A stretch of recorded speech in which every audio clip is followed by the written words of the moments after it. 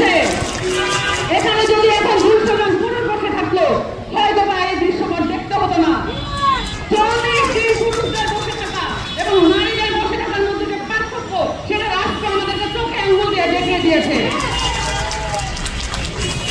আমি আশা করব আজকেই সেই লাস্ট দিন, আজকেই যে শেষ দিন, যেই দিন আপনাদেরকে আমার শেষ আহ্বান জানাতে হবে। আমরা ওয়ার্নিং বলতে চাই না, আমরা এখন আহ্বানের মধ্যে আছি। আপনারা বাধ্য করেছেন এই নারীদেরকে যমুনার অভিমুখে রওনা হতে।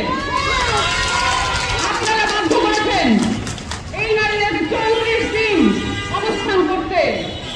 আপনারা বাধ্য করেছেন এই নারীদেরকে তাদের বাচ্চা কাচ্চার পরিবার ফেলে দিয়ে এখানে এসে আপনাদেরকে চোখে আঙুল দিয়ে দেখিয়ে দিতে রাষ্ট্র কাঠামো কতটা বিকল।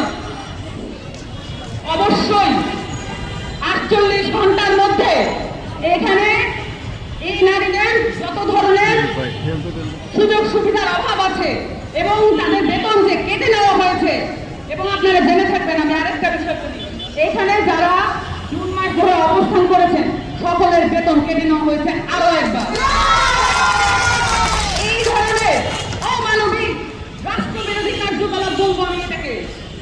যারা বেতন যেটাতে সাইন করে চাকরি নিয়েছেন তার প্রাপ্য ওই বেতন, সেখান থেকে আপনি বেতন কাটতে পারেন না।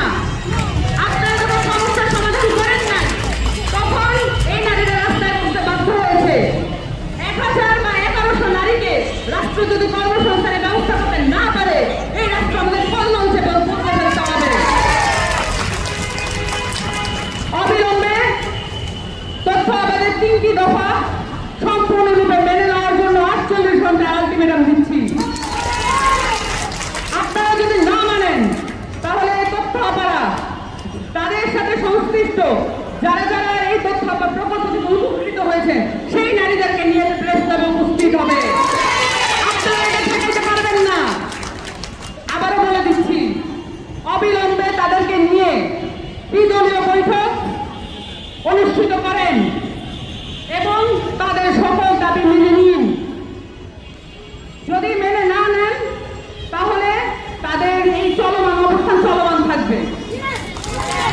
সকলকে ধন্যবাদ।